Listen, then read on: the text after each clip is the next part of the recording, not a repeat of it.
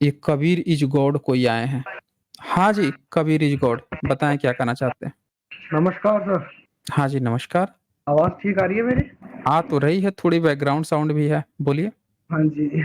मुझसे आप ये बात करना चाह रहा हूँ कि मैं कबीर पंथ से जुड़ा हुआ हूँ हम्म।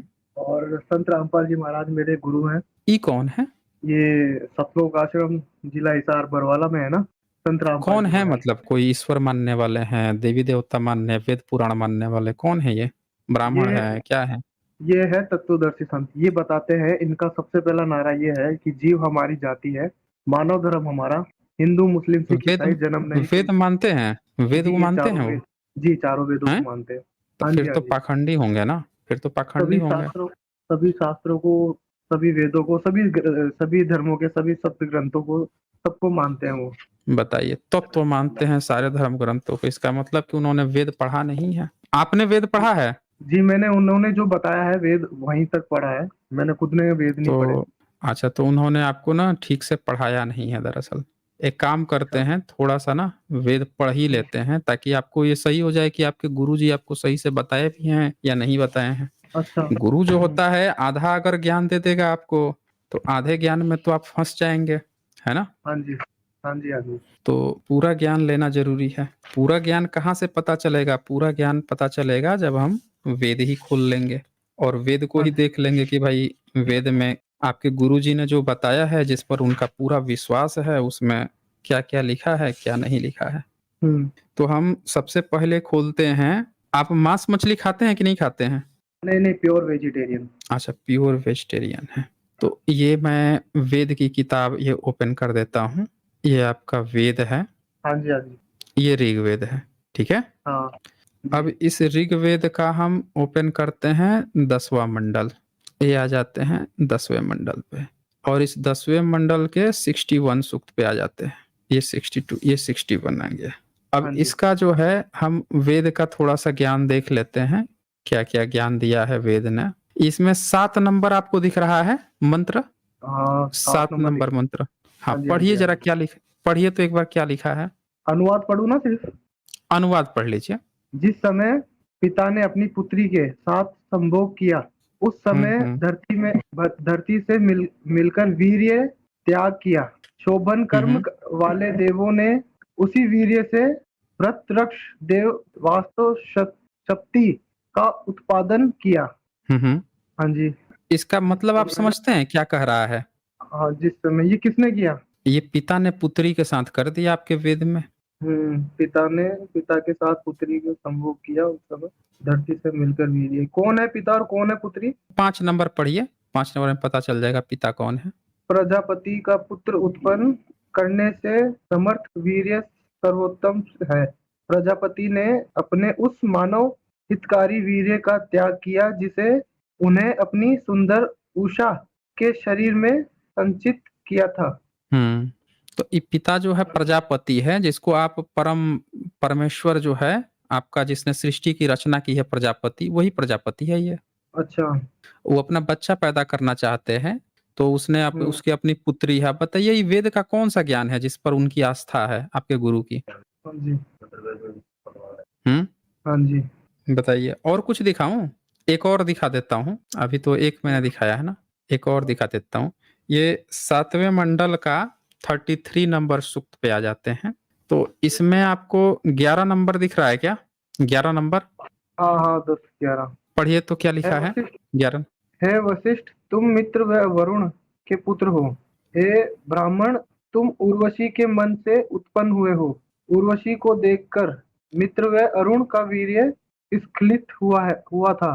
उस समय सभी देवों ने दिव्य स्रोत बोलते हुए तुम्हें पुष्कर में धारण किया था। अब बताइए, हम्म, इसका मतलब समझते हैं क्या कह रहा है? आप थोड़ा डिटेल से बताएं। कह रहा है कि वशिष्ठ ऋषि जो हैं आपके वेद के, उनकी उत्पत्ति हम्म। बता रहा है। बोल रहा है कि मित्र और वरुण दो दोस्त थे, उनके तुम हम्म। पुत्र हो। मतलब तुम्हारे एक बाप नहीं है, तुम्हारे दो बाप हैं। वरुण भी तुम्हारा अच्छा। पिताजी हैं और मित्र भी हैं। कैसे? तो कहते हैं कि उर्वशी जो है उसको देख के, दोनों जो मित्र थे, मित्र और वरुण दोनों का वीर्य स्खलित हो गया था। मतलब उर्वशी एक थी, लेकिन पिता जो है हम्म। इसके मित्र और अरुण दोनों देख लिए उसको। तो हाँ जब हाँ उन हाँ। दोनों को देख लिए थे तो वीर्य स्खलित हो हाँ। गया था तुम पैदा। और डिटेल से 13 नंबर पढ़िए, वो थोड़ा डिटेल में बताएगा। यज्ञ में दक्षिण मित्र और वरुण ने दूसरे लोगों की स्तुतियां एवं प्रार्थनाएं मानकर अपना वीर्य एक साथ गड्ढे गड्ढे में गड्ढे में स्खलित किया था। उस घड़े में हम्म। अगस्त उत्पन्न हुए। लोग वशिष्ठ हम्म। ऋषि को भी उसी घड़े से उत्पन्न बताते हैं। तो अब घड़े ये में क्या बोल स्खलित रहे किया हैं था। कि हाँ, घड़े से बच्चा पैदा कर दिए दो दो। बताइए, दो मित्र थे और उर्वशी को हम्म। देख के दोनों ने अपना वीर्य स्खलित कर दिया, एक घड़ा में डाल दिया, और उससे दो बच्चे पैदा हो गए, अगस्त और वशिष्ठ। अब एक बात बताइए, ये सब किताब जो है आपके रामपाल गुरु जो है इन्हीं सब पे आस्था रखते हैं? नहीं, उन्होंने हमें जो बताया है वो बताते हैं हम्म। कि जितने अपने चार वेद और अपने जैसे मुस्लिम ग्रंथ हैं, कुरान, कुरान मजीद, बाइबल नहीं, छोड़ दीजिए, और दूसरों की छोड़ दीजिए। ये देखिए ना, ये वेद का ज्ञान देखें कि एक और दिखाऊं ज्ञान। एक वो और दिखाता हूँ आपको। नहीं, अगर जो कम पड़ उनका रहा है तो कॉन्सेप्ट। एक और दिखा देता हूँ ना। नहीं जर्नी सर, मैं जो कंसेप्ट बता रहा हूँ हमारे गुरुजी का वो ये है। वो हम्म। इन सभी जितने भी धार्मिक धर्म है और जितने भी इन धर्मों के सभी ग्रंथ है उनमें हम्म। सिर्फ एक को ही गॉड बताते हैं वो। उसमें इन सभी में हम्म। प्रमाण आता है कि कबीर ही भगवान है। मेन बताइए। मोटिव हमारा ये है कि कबीर ही भगवान है। मतलब आपको जो है चने की झाड़ पर चढ़ा देते हैं, उसके बाद से आप ऐसी पटखनी खाते हैं कि आपका पता ही नहीं चलता है। ये देखिए, 10वें मंडल का 85 सूक्त है, हाँ और इसका आप 45 नंबर जरा एक बार मंत्र पढ़ लीजिए, ज्ञान ले लीजिए ना। जब इनमें एक ही गॉड है तो उस गॉड को अच्छे से जान लीजिए। हम्म। ये लीजिए, ये 45 नंबर दिख रहा है आपको, 45। हाँ। पढ़िए इसको। हे अभिलाष पूरक इंद्र, इस हम्म। वधु को शोभन पुत्री वाली एवं सौभाग्यशालीन बनाओ। तुम हम्म। इसमें मुझे 10 पुत्रों को दो एवं मेरे पति का 11वां करो। को 11 करो। अब बताइए, उनके आपके संत रामपाल जी के कितने महिला रहेगी, उसके 11 पति कैसे हो सकते हैं? कितने बच्चे हैं उनके? उनके 4 बच्चे हैं। अच्छा तो खूब है। बताइए, 4 बच्चे हैं। और वेद सम्मत के अनुसार तो उनको 10 बच्चे पैदा करने चाहिए थे, 10 पुत्र करने चाहिए थे। हम्म। हम्म। और इसमें यह भी लिखा है कि मुझे 10 पुत्रों को दो एवं मेरे पति को 11 करो, और महिला को कह रहे हैं कि तुमको 11 पति रखना है। मतलब 11 पति नहीं करना है, पति तो एक ही रहेगा, बाकी 10 से नियोग हाँ करना हाँ। है। तो उन नियोग के समर्थक हैं। नहीं, न्योग के तो समर्थक नहीं है। तो इसमें तो नियोग की बात आ रही है, कह रहे कि 11 पति करो। शादी तो एक ही करनी है, लेकिन बाकी 10 जो है वो नियोग करवाना पड़ेगा। जैसे हम्म। इसमें अगर ये अपने प्रमाण मिलता है कबीर का जैसे ऋग्वेद में मंडल नंबर 9 कहाँ? अच्छा, सूक्त क्या नंबर कहा 96 आपने? का मंत्र नंबर 18। अच्छा रुकिए, ऋग ओपन कर देते हैं। नवम हम्म, मंडल का। सूक्त नंबर 96 का मंत्र नंबर 18 ऋग्वेद। तो निकाल लेते हैं। क्योंकि ये हमारे गुरुजी बताते हैं जो वेद को बोलने वाला है ना वो ब्रह्म है। हम्म। वो 3 ये स्टेज बताते हैं 95 आ भगवानों गया। के। 95, हम्म। ये आ गया 96। अब 96 का कितना नंबर मंत्र कहा आपने? 18 मंत्र नंबर 18। मतलब जैसे ब्राह्मण जो है बुद्धिज्म में अपने पिताजी खोजता है, वैसे ही हम्म। रामपाल जो है वेदों में खोज रहे हैं। 18 नंबर ये निकाल दिया। इसमें कहाँ कबीर हैं? ऋषियों के समान मन से सब कुछ देखने वाले, सबके हम्म। दृष्टा, सबको प्राप्त होने वाले, हजारों के द्वारा प्रशंसित कवियों की शब्द रचना पूर्ण करने वाले एवं परम पूज्य धूलोक। हम्म। भूलोक में रहने की अभिलाषा करते हैं तथा हम्म। प्रशंसित होकर दिश दीप्तशाली दीप्तिशाली इंद्र को इंद्र को प्रकाशित दीप्तिशाली करते इंद्र को हैं। प्रकाशित करते हैं। कहाँ इसमें हम्म। कबीर हैं? कवि नाम है ना, कवियों क्या की कहा आपने? इसमें लिख रखा है ना कवि नाम। और वो क्या बै को बै बोलते हैं ना कवि में। मतलब आप क्या कहना चाहते हैं कि उसमें कवि शब्द आ गया है तो उसमें आपने कबीर उसको कह दिया? आपको वी और बी और र में अंतर नहीं समझ में आता है? नहीं, बोलने में आता है ना जैसे कई जगह पे लोकेशन पे बै को बै बोल देते हैं। अच्छा, मतलब आप ये कहना चाहते हैं कि माइकल जैक्सन को आपसे कहा जाए कि माइकल जैक्सन बोलिए एक बार तो? बोले तो माइकल जैक्सन। और ये वेदों में तो कवि की तो क्या, किस बात को लेके बात हो, कवियों की कहाँ से बात आएगी वेदों में? किस कवि की बात करी जा रही है जो? अरे भाई उसमें मनु की बात कर रहा है ना, वहां पे तृतीय धाम महिष सीसा सतसोमो विराज मनु रासती दुष्ट विराज मनु, ये जो विराज है ना, हाँ मन। मनु, विराज मनु की बात कर रहा है ना वो। अब पदवी कवि हाँ नाम, अब आप ये कहना चाहते हैं कि वेद जो है कबीर के समय में लिखा गया, 15वीं सदी में, 16वीं सदी में नहीं है? नहीं, ऐसा तो नहीं है। बोले, अरे ऐसा ये ही तो होगा तभी ना कबीर का हाँ। नाम आएगा भाई। हम्म। इसमें स्तूप का भी नाम है, क्योंकि इन लोगों को तो कुछ आता जाता था नहीं। अभी हाँ, शादी विवाह का जाएगा कराने के लिए तो क्या करेगा, हरण गणेम स्वाहा यही करता है ना, और क्या करता है। इसमें बाकी आपको समझ में आता है क्या नाम ले रहा है। हम्म। यहाँ पे कहीं कबीर का नाम नहीं है, आप लोग क्या कर रहे हैं, जबरदस्ती इसमें कबीर खोज रहे हैं। यहाँ लिखा है हाँ सहस्त्रीत, सहस्त्रीत मतलब हजारों, और पदवी कवि नाम, कहता है हजारों के द्वारा प्रशंसित कवियों की शब्द रचना पूर्ण करने वाले परम पूज्य हम्म, सोम धूलोक में रहने की अभिलाषा करते हैं, तथा प्रशंसित होकर दीप्तिशाली इंद्र की प्रकाशित। ये दरअसल ये लिखा ही गया है 15वीं सदी में। कवि की आप सही बात कह रहे हैं कि कवि की चर्चा आई है, लेकिन आपके हाँ कबीर नहीं है। समझ रहे ना, कबीर नहीं है, लिखा 15वीं सदी में गया है। हम लोग ये पूरा अच्छी तरह से डिटेक्ट कर चुके हैं कि बुद्धिज्म की किताबों को उठा उठा के इसने अपना बनाया हुआ है, और उसमें क्या किया है कि हर तरह के शब्द आए हैं। 15वीं सदी की भी शब्दावली आ गई है, बुद्धिज्म की शब्दावली आई है, लेकिन कबीर नाम नहीं है इसमें। हाँ, कबीर नाम है। कबीर। कहाँ इसमें कबीर नाम है बताइए। कवियो कवियो कवियो को। अरे कवियो नहीं नाम है, कवि नाम लिखा हुआ है, कवि नाम, हम्म नामम। तो कवि तो उसने बताया। यहाँ पे कबीर नाम नहीं है। हम्म। समझ रहे ना, ऐसे आप कहिएगा तो इसमें खड़े खड़े स्तूप नाम है, स्तूप नाम एकदम क्लियर नाम है, स्तूप है। लेकिन यहाँ पे कहीं हाँ भी कवि कबीर नाम नहीं है। ये क्या करते हैं रामपाल जो है ना, आपको आपको कहीं बेवकूफ तो नहीं बना रहे हैं। कबीर एक गौड़ कैसे हो जाएंगे। कबीर एक इंसान है, आपको पता है वो मुस्लिम घर में पले बढ़े थे, ये बात पता है हाँ कि नहीं पता है। पढ़े थे हाँ ना, हाँ। उनका हम्म मुसलमानी हुआ था। कबीर मनीषी। कबीर जी का मुसलमानी हुआ था, मतलब उनका वो होता है ना लिंग छेदन, कुछ तो होता है, क्या बोलते हैं हाँ उसको, हाँ। खतना, खतना। खतना। हम्म। हुआ था उनका। ये तो पता नहीं। अरे मुस्लिम घर में अपन से पले पोसे थे तो खतना जरूर वो हुआ होगा। उनका मुस्लिम ऐसा हुआ था, वो जो थे उनके माता पिता, जिनका नाम था नीरू और नीमा, हम्म। है ना, जिसका नाम रखा, पहले उनका नाम था, वो हिंदू धर्म में थे। उनको बाद में कुछ ब्राह्मणों ने जलाशय की भावना से उनको उनके घर में मुसलमानों को प्रवेश करवा के उनके घर में झूठा पानी पिला पिलो के, तो उनको परिवर्तन करा दिया था मुस्लिम धर्म में। तो तो उसके बाद उनका उनका बच्चा जो नाम बदल है, दिया गया था नियामत और हम्म, नूरी। ये नाम उनका चेंज कर दिया था नीरू और नीमा का। तो उनके माँ बाप का जब चेंज हो गया था तब बच्चे तो बाद में ना जन्म लेगा, तब बच्चा का भी और हुआ उनकी होगा फिर, उनकी आस उनकी खतना उनकी जरूर हुआ आस्था होगा। हम्म। उनकी आस्था हिंदू धर्म में थी। हिंदू। नहीं, हिंदू धर्म कहाँ था भाई उस सारी समय।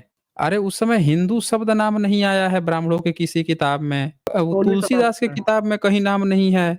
15 1800, शताब्दी। अरे 1873 की किताब है गुलामगिरी, उसमें हिंदू शब्द नाम नहीं आया है। हिंदू अच्छा। नाम ही आया है पिछले 150 साल के अंदर। 150 साल के अंदर। हाँ, 150 से 200 साल के अंदर। उससे पहले हिंदू जो है भारत के लोग अपने को नहीं इस्तेमाल किए हैं हिंदू। अच्छा। हिंदू वंदू कोई धर्म नहीं था भारत में, बुद्धिज्म ही धर्म था यहाँ पे, बुद्धिज्म की ही हम्म, परंपरा थी भारत में। अच्छा। तो अब आप देखें, हो सकता है ना कि वो आप लोगों को गलत रोटी, देखिए जो गलत है, अभी हमने आपको ये किताब खोल के दिखाया ऋग्वेद, उसमें कितनी गंदी बात लिखी थी, और आपके गुरु क्या कह रहे हैं, इन सारे किताबों को वो मानते हैं। हाँ। तो ये गलत बात है कि नहीं है, बोलिए, हम्म, है ना। एक एक अपने जो ऋग्वेद मंडल नंबर 9 का सूक्त नंबर हम्म। 20 का मंत्र नंबर 1 है। एक मिनट, हाँ, नवम मंडल का कौन सा सूक्त। मंडल नंबर 9 सूक्त नंबर 20 और मंत्र नंबर 1। आइए वो भी चेक कर लेते हैं। ये रहा आपका, हाँ 20, 20 का मंत्र नंबर। हाँ जी, 20 सूक्त नंबर 20 का मंत्र नंबर 1। अच्छा, मंत्र ये जो नंबर है। 1, ये लीजिए हाँ जी, हाँ मंत्र जी। नंबर 1। हाँ बताइए इसमें क्या लिखा है। इसमें है, थोड़ा जूम करेंगे क्या, थोड़ी डिस्प्ले क्या है, थोड़ी क्रैक हो रही है, हल्का सा ये बस लीजिए। बस। मंत्र नंबर 1। हम्म। सही। अनुवाद कहाँ है इसका? इसका नीचे अनुवाद है ना, ये अनुवाद है ना नीचे। मेघावी, हाँ। ये मेघावी वाला। मेधावी। हाँ, मेधावी। मेधावी, हाँ, मेधावी सोम भेड़ के बालों से बने दशा पवित्र से छनकर देवों के पीने के लिए जाते हैं। शत्रुओं का आक्रमण सहन करने वाले सोम सभी शिशुओं को पराजित करते हैं। अब बताइए, इसमें कहाँ आपके कबीर हैं? और मूल जो मंत्र है उसमें लिखा है कवि देर्व वित्त हाँ, ये व्यो वारे विरसति शाहम निशिवा अभि स्पृधा। अब हाँ, इसमें आपका फिर से यहाँ शब्द आया है कवि। तो आप लोग हर हाँ, जगह जहाँ कवि आ रहा है उसको आप लोग कबीर बना दे रहे हो। हम्म। हम्म, माइकल जैक्सन को आपसे कहा जाए माइकल जैक्सन, तो आपके तो मुंह से निकलेगा माइका लाल जय किशन, नहीं निकलेगा। हम्म। हम्म। तो इनमें वेदों आपको में कभी देखें, जैसे ब्राह्मणों ने बेवकूफ बनाया है ना, वैसे ही रामपाल आपको भी बेवकूफ बना रहे हैं, झूठी झूठी चीजें दिखा के। कबीर वबीर इसमें नहीं है। इसमें समझ रहे हैं मेरी बात को? इसमें कबीर नहीं है, वो झूठा प्रोपेगेंडा फैला रहे हैं। कवि शब्द को आपको कबीर बता दे रहे हैं, क्योंकि हाँ, उनको वेद पे आस्था रखनी है। तो वो आपको एक नया तरह का ब्राह्मणवाद में फंसा रहे हैं। समझ रहे हैं? वो तो मेरे आपको को एक बात समझ में नहीं आई। हाँ, ब्राह्मणवाद में फंसा रहे हैं वो। मुझे एक बात पर समझ में नहीं आ रही कि जैसे हम्म। आप बता रहे हो कि वेदों में कवियों का क्या लेना देना है दूर दूर तक। हम्म। कवियों की क्यों बात करी जाएगी? किस किस कवि के बारे में बात की जा रही है इसमें? कितने कवि का आप नाम जानते हो? जितने भी कवि हैं, तुलसीदास हम्म। हैं, तुलसीदास हैं, गरीबदास हैं। कबीर मनीषी परिभूषण। ठीक है। हम्म। ये आपके आपकी जो सहायता कर रहे हैं उनको ही आगे कर दीजिए ना, अगर दिक्कत आ रही है तो। सहायता तो नहीं कर रहे हो, हम्म। एक देखें, साथ एक में बैठे बात हैं। अच्छे से आप एक बात आप अच्छे से समझिए। हाँ, इतिहास में बहुत सारे लोग हुए हैं जिनको आप कवि कह सकते हैं, और कवि शब्द का प्रयोग है, इससे ये बात जरूर साबित होती है कि ये किताब बहुत बाद में लिखी गई है। पर कवि से कबीर कैसे होंगे? वह जो है ब कैसे बनेगा, और वीर कैसे बनेगा कबीर, और कबीर की ही बात चल रही है, ये आप कैसे साबित करेंगे? फिर तो आप ये कहेंगे ना कि ये ऋग्वेद जो है आपके 15वीं सदी में कबीर के बाद लिखा गया है। हम्म। और ये तो यही ऐसा मतलब। होता है जैसे कबीर कबीर साहब का ग्रंथ है, कबीरदास जी का। वो हम्म। क्या नाम है उसका? बोलिए। कबीर सागर। कबीर हम्म। सागर में उसमें बताया किसने गया है किसने कि लिखा है? किसने लिखा है कबीर सागर? कबीर सागर धर्मदास जी की लिखित है वो। धर्मदास जी हम्म। का लिखित है। उसमें लिखा है कि चारों युगों में कबीर साहब खुद आते हैं और खुद अपने। क्या बात हम्म। क्या बात कर रहे हैं आप? और वो उसमें ये भी बताया जाता है कि सतयुग में सतसुकृत के नाम से आते हैं, त्रेता में मुनिंदर नाम से, और हम्म। द्वापर में करुणामय के नाम से, और कलयुग में जो आते हैं वो अपने ओरिजिनल नाम से आते हैं, कबीर नाम से। हम्म। अब हम्म। देखें, कबीर कौन सी सदी में हुए हैं? 15वीं। 15वीं सदी में हुए हैं। अब 15वीं साढ़े सदी छह में सौ साल कबीर पहले। हुए हैं, और ये 600 आपके धर्मदास कौन सी सदी में हुए हैं जो कबीर पे किताब लिखे हैं? इसी में हुए छह बोलिए। सौ साल 650, 600 साल, नहीं, 650 साल के जिन्होंने आसपास। जिन्होंने किताब लिखी है वो कौन से सदी में हुए हैं? कबीर की उम्र रही थी नहीं, 118 कबीर वर्ष की की बात रही। नहीं कर रहा। अरे कबीर की हाँ नहीं जी। बोल रहा हूँ, जिन्होंने किताब लिखी है धर्मदास ने, वो कौन सी सदी में हुए हैं? वो 15वीं में ही हुए, 15वीं से 16वीं सदी के बीच में। बताइए। धर्मदास 15वीं से 16वीं। अब हम आपको हकीकत दिखाते हैं। ये देखिए, हाँ, ये इंस्क्रिप्शन दिख रहा है आपको? ये बुध बैठे हुए हैं, और बुध हाँ, के नीचे यहाँ पे इस लिपि में यहाँ पे लिखा गया है ऊपर धम्म लिपि में बुध ये कश्यप। धम्म लिपि, हाँ, लिख रहा है ना आपको? धम्म लिपि हाँ, में बुध, बुध लिखा हुआ है, बुध नहीं लिखा हुआ है, बुध। ऊपर भी देखिए बुध लिखा हुआ है। अब हाँ, ये क्या होता है कि भारत में ऐसी लिपि पाई जाती थी, इस लिपि में आपका कोई भी वेद मंत्र नहीं मिला है। तो जब नहीं नहीं मिला। मिला है, तो अब आपका जो ऋग्वेद है उसको अब ये जरा ध्यान से देखिए। इसमें आपको बुध दिख रहे हैं स्क्रीन पे? हाँ, ये देखिए तो जरा, यहाँ पे बुध हाँ, बुध दिख रहे हैं। और हाँ ये जी, हाँ बुध जी, जो है धम्म लिपि में बुध को ऐसे ही बुध लिखा जाता था, ऊपर दिखाया मैंने। तो हाँ। इस किताब में बुध की चर्चा है, लेकिन कहीं भी कबीर की नहीं चर्चा है। अच्छा, और दिखाता हूँ आपको। अच्छा, वेदों में बुद्ध की चर्चा है, कबीर की चर्चा नहीं है। हाँ, कबीर शब्द ही नहीं मिलता ना, बुध लिखा हुआ मिलेगा लेकिन कबीर नहीं मिलेगा। और भी आपको दिखा देता हूँ, ये देखिए। ये दिख रहा है आपको? हाँ, स्तूप दिख और रहा है आपको? हाँ, और उस स्तूपो एकदम क्लियर क्लियर दिख रहा है स्तूपो। और ये देखिए नीचे सानु स्तूपे, हाँ ठीक है। और ये देखिए हाँ हिरण्य स्तूपः दिख रहा है आपको, हाँ हिरण्य स्तूप। और नीचे क्या है, वनोदय स्तूप। और उसके वनोद और उसके पहले क्या लिखा है, अबुधने राजा।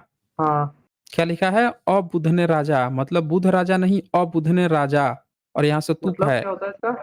अबुधने। बुध में आप सत्य, सत्य के पहले अ लगा दीजिएगा तो क्या हो जाएगा, असत्य। सत्य।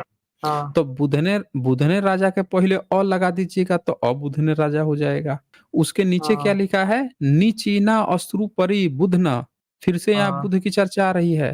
हाँ हाँ हाँ तो आप ये देखें ना कि आप कबीर नहीं दिखा पा रहे हैं उसमें, कवि कवि को आप कबीर बता रहे हैं, लेकिन आपके गुरुजी आपको कभी नहीं बताए होंगे कि इसमें एकदम क्लियर क्लियर स्तूप, स्तूप तो बुद्धिस्ट का बनता है ना, हम्म हम्म क्यों? तो हम्म स्तूप तो एकदम क्लियर क्लियर है, तो बुद्धिस्ट लोग तो साफ साफ कह सकते हैं कि ये किताब तो हमारे बाद में लिखी गई है, बुद्ध की चर्चा आ रही है, स्तूप की चर्चा आ रही है। हाँ बुद्धिस्ट लोग कह सकते हैं, आप नहीं कह सकते है ना। आपको तो जबरदस्ती हाँ वो दिखाया जा रहा है कि कवि को कबीर कबीर, आप सोच रहे हैं कवि क्यों क्यों चर्चा है, हाँ। समझ रहे हैं? तो ये चक्कर है। अब बोलिए और क्या बोलना है आपको। और एक अपने पवित्र ये जो यजुर्वेद है, हम्म। यजुर्वेद अध्याय नंबर 40 का मंत्र नंबर 8। अब इतना मत खुलवाइए, एक अब खोल दिया मैंने, अब बहुत है, अब मैं करूंगा इसमें क्या सैटरडे है, को। इसमें इसमें पूरा कबीर दे रखा है। क्या बात कर रहे हैं आप, जी। बताइए। आप कह रहे हैं कि यजुर्वेद में तो गाली दे रखे हैं सब, आप जो है उसमें बता रहे हैं कि ये क्या दे रहा है, बताइए कौन सा है यजुर्वेद में, कौन सा है? अध्याय नंबर 40 का मंत्र नंबर 8।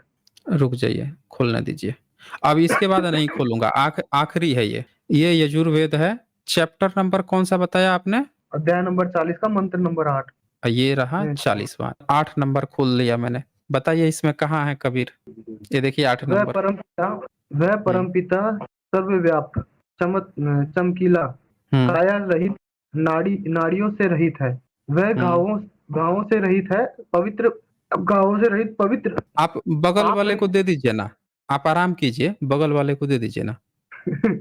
पाप रहित, विद्वान, मानशील, सर्वव्यापक है। व्यापक व स्वयंभू, स्वयं उत्पन्न होने वाला है। उसने सृष्टि के आरंभ से ही सबके लिए यथा योग्य साधन सुविधाओं की व्यवस्था की है। अब इसमें कहाँ कबीर है भाई, है ही नहीं इसमें भी कबीर।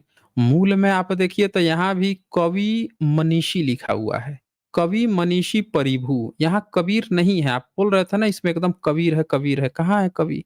फिर से आपको जो है आपका कैपिटल सी बना दिए रामपाल, देख लीजिए। हाँ जी हाँ जी। कहीं नहीं है ना, यहाँ पे कबीर नहीं है, कवि लिखा हुआ है यहाँ पे। आप लोगों को ना आप रॉन्ग नंबर में पहुंच गए हैं, मैं बता रहा हूँ। जल्दी से उनको छोड़ दीजिए, छोड़ के जल्दी से ना अपना भारत के मूल कल्चर में घर वापसी कर लीजिए। आपका कैपिटल सी काट रहे हैं, देखिए हर जगह कवि कवि शब्द को बेवकूफ बना रहे हैं, कबीर है। ये भले कहिए हाँ कि जी कवि शब्द आया है तो किताब बाद की है, 15वीं 16वीं सदी की किताब है, इसीलिए कवि शब्द आ रहा है। लेकिन कबीर वो बता के आपको फिर वहां पे गेम खेल दे रहे हैं। तो इसमें स्वयंभू भी तो आ रहा है ना सर? स्वयंभू हैं? यदास्ति। अब यहाँ आप कह रहे हैं स्वयंभू आ रहा है, नेपाल का हम्म, स्वयंभू टेम्पल देखे हैं आप? नहीं, हम्म। स्वयंभू टेम्पल नहीं देखा नेपाल का मैंने। अच्छा कोई बात नहीं है, आप नहीं देखे हैं तो हम आपकी मदद करेंगे ना। स्वयंभू टेम्पल नेपाल दिखाने की कोशिश करते हैं। और आपको पता होना चाहिए कि स्वयंभू टेम्पल नेपाल जो है वो बुद्धिज्म का है। हाँ नाम सुना है ना आपने? हाँ, नाम तो सुना है पर देखा नहीं मैंने। कोई बात नहीं है, हम आपको तो दिखा देते हैं। तो इसमें अब आप जैसे बता रहे हो चारों वेदों में बुद्ध का नाम आ रहा है। अरे चारों वेदों में जो सबसे पुराना वेद है उसी में दिखा दिया। अब आपको क्या चाहिए, स्तूप ऋग्वेद। भी दिखा दिया, बुद्ध भी दिखा दिया। ये देखिए हम आपको कुछ दिखा रहे हैं ना, ये देखिए स्वयंभू, ये टेम्पल है अख्तर में बना है, ये बुद्धिस्ट का टेम्पल है। ये नेपाल में, हाँ। स्तूपा बना है नेपाल में। तो स्वयंभू हम्म शब्द आ रहा है तो नेपाल में, तो ये सब सब बुद्धिज्म, तो बुद्धिस्ट कहेगा ना कि सब हमारे किताब से कॉपी पेस्ट मारा है। स्वयंभू से क्या लेना देना है आपका, बताइए। आपको मैं शंकुनाथ। बता रहा हूँ क्या किया है। रामपाल जो है ना, उन्होंने आप लोगों को बेवकूफ बना दिया है कबीर जी के नाम पे। कबीर जी एक बहुत बढ़िया आदमी थे। कबीर जो हैं वो उन कबीर को आप कह सकते हैं वो बोधिसत्व की तरह काम कर रहे थे। भारत में बुद्धिज़्म के बाद से वो लोग लाटर बुद्धिज़्म की चीज़ों को सँभाल रहे थे। लेकिन ये जो आपके रामपाल हैं, ये जो है ब्राह्मणों के वेद-वेद मान-वान के गंदी-संदी चीज़ें मान के उसमें आपको दिखा रहे हैं, कबीर दिखा रहे हैं, बताइए? हुँ? वेद वो तो में इंद्र का ऋग्वेद का मुख्य देवता इंद्र है, इंद्र की स्तुति होती हाँ, है। वाल्मीकि रामायण में इंद्र जो है अहिल्या के साथ समागम करता है, बताइए? हाँ, तो आप जो गंदा व्यक्ति है उसकी यज्ञ हवन होता है और उसमें आप वो पिताजी खुजवा रहे हैं कबीर को, बताइए? तो आप गलत चीज़ गलत लोग गलत जगह पे आप फँस गए हैं, जल्दी से वहाँ से निकल जाइए बाहर, तो समझ रहे हैं? कबीर हुँ। को लेके आपकी क्या धारणाएँ रहती हैं? कबीर देखें, कबीर एक मुस्लिम व्यक्ति थे और मुस्लिम होते हुए भी वो काफ़ी रैशनल व्यक्ति थे। उन्होंने हुँ, भारत में जो समझिए कि उस समय गैर मुस्लिम लोग थे, उनके साथ मिलकर उन चीज़ों को आगे बढ़ाया था। हाँ, तो वो एक बीच की कड़ी थे। आज भी भारत में जो मुस्लिम और जो सो कॉल्ड हिंदू बने फिर रहे हैं, उन लोगों के बीच जो चीज़ें कायम थी, उसकी जड़ें इन्हीं लोगों के हाथ में थी। कबीर हो गए, गुरु रविदास जी हो गए, और भी ये लोग थे। ये लोग हमेशा ही ऐसे रास्ते पर चले हैं कि सबको लताड़े हैं, जो खराब है, खराब को खराब कहे हैं। रविदास जी भी ब्राह्मणों तो की कबीर किताब की में हाँ, बोलिए। रविदास जी भी तो कबीर जी की लाइन में थे। वो लाइन भी में थे।